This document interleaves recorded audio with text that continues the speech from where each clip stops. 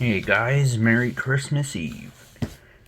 And it's an early Sunday morning, and for some reason, I just got a package. Usually, the mail doesn't come on Sundays, but I guess that's a new thing now for Christmas Eve. But anyway, it's a really big one.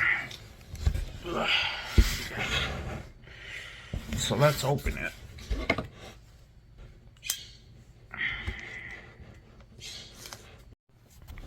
Alright, so I got the box open.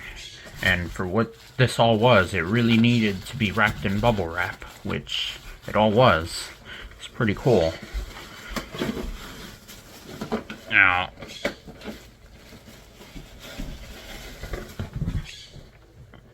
as you can see, it's a Turbo Grafx 16 with a CD add-on and the base for it. Now, I know I did a video about a Turbo Grafx 16 a few weeks ago, and I just got the console only at that time with the AV booster, but this one was untested, so it was actually well worth it, because it even came with a few games. Now, unfortunately, we gotta see whether any of it works or not. I have a kind of a feeling it somewhat does. The guy just didn't have any cables for it, and the guy also didn't seem like he knew what he had, so yeah, this is pretty cool. Yeah, see, this is what the CD add-on looks like. It was actually the first console to have a CD add-on, or to play any games out of a CD, which at the time was pretty revolutionary. Just trying to see how to open the thing. I'll take it out. Okay. Yeah, so this is what the CD attachment itself looks like. But, and back here, this is how you'd connect it to the base.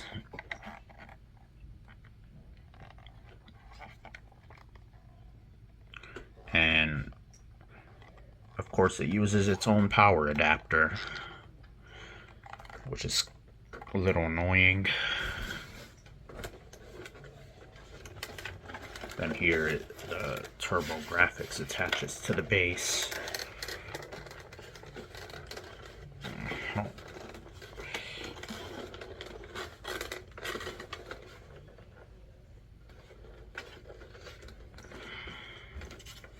Yeah, there's a lock at the bottom that attaches the Turbo Grafx to the base, but I'm gonna unattach it just so I can show you.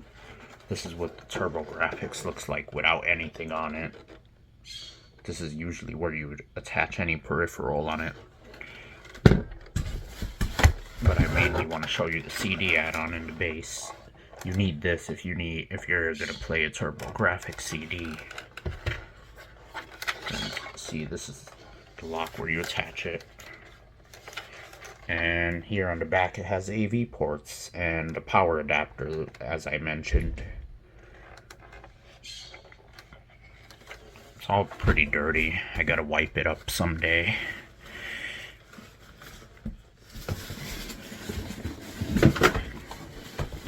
It did also come with a controller, which is pretty cool. And the switches work. The controllers alone are worth maybe a fraction of what a big fraction of what this whole thing costs. I'll tell you that much. Then we have 4 games, and this one alone is worth like a fourth of what I paid for all this. It's Monster Lair, which this game was an arcade game, and in Japan and Europe they had a Sega Mega Drive version of it. It's Wonder Boy and Monster Lair, but for some reason the Turbo Grafx 16 version just called it Monster Lair. And we're just gonna look at the disc. And it actually doesn't really have any much scratches on it, so It's pretty promising. It might work. It's pretty cool. And here's the manual. I like how they're the same shape as the cases are the same shape as the normal TurboGrafx 16 card games, which I showed in my last video of one of them. And then we got another game, JB Harold Murder Club. I don't know. This might be some sort of FMV game or something. Doesn't have any manual or anything interesting to show. Then we got Sherlock Holmes Consulting Detective. Had a weird font. Had to look at it for a bit. But yeah, this is... Oh, I see the covers are swapped. The discs are in the wrong covers. So yeah, it just says Sherlock Holmes on its proper cover. And then last but not least is an Addams Family game, which is in a, for whatever reason, in a cover of a Naughty by Nature CD, music CD, but it's Addams Family game. Yeah, so the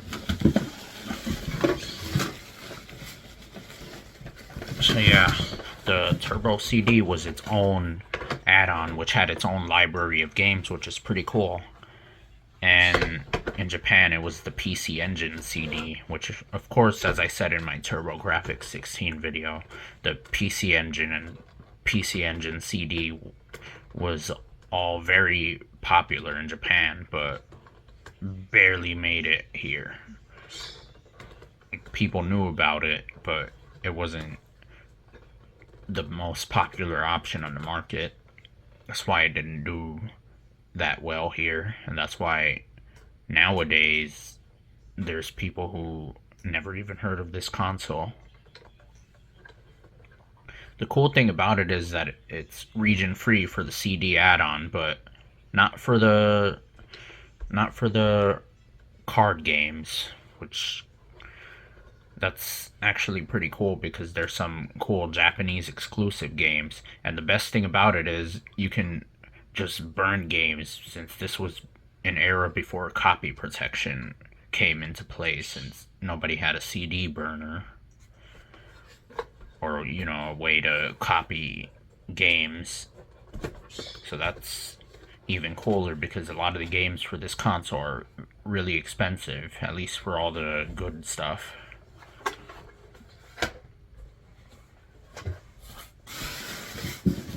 So yeah, I'm just gonna go plug all this stuff in and test it out. Now, one last thing of note about the CD add-on is you usually need a system boot card to use the CD add-on, but I have an EverDrive for the TurboGrafx 16, so I'll be using that. Thankfully, that works, because the system cards alone are pretty expensive, especially if you want the most compatibility out of it. And so yeah. Alright, so let's go. Alright, so I got the base TurboGrafx 16 plugged in, and this is the new controller that came with it. So we're gonna turn it on and see how it works.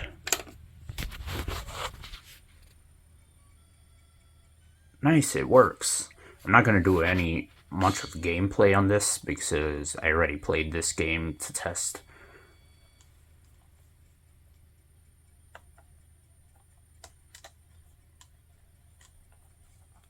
Unfortunately, the controller, I can't press the right button, so I think it needs to be cleaned.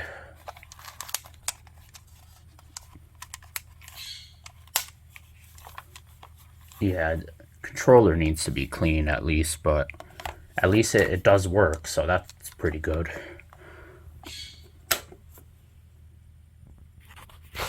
And now for the main event. Alright, so I actually have a problem here with this. Seems like the AC adapter uses a proprietary size, which I don't have right now, so I have to look for an adapter for it. But unfortunately, they're pretty hard to come by. I'll probably get a third-party one somewhere, but even still, that's hard to find. But anyway, at least I'm glad that the TurboGrafx 16 itself works. Oh, and also I forgot to show this. It's a turbo tap, which is how you get multiplayer for the console, since it only had one controller port, which is pretty odd because most consoles came with two, you know?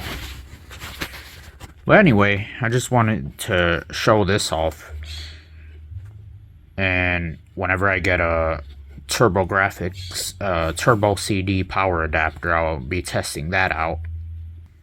Alright, so even though I couldn't get the base powered on because I don't have the correct power adapter for it, I decided to plug in the CD drive itself, which unfortunately I couldn't get the drive working. It powers on at least because it uses the same power cable as the TurboGrafx 16 itself.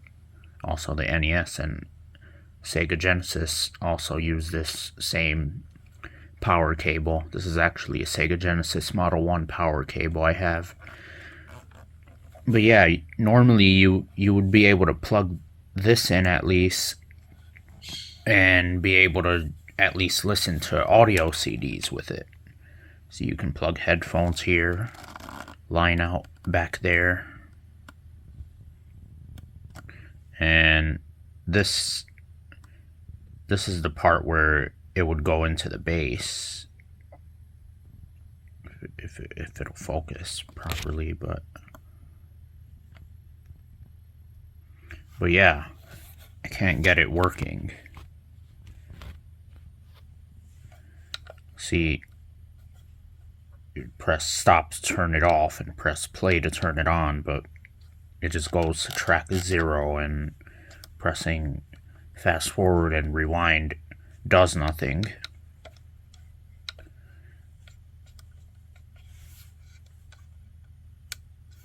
See, I'm going to assume the laser is bad, but I also read online things about the gears not spinning, so because of age, but I'll have to look into that in the future. And whatever I do with this, I'll make a new video about it, doing an update.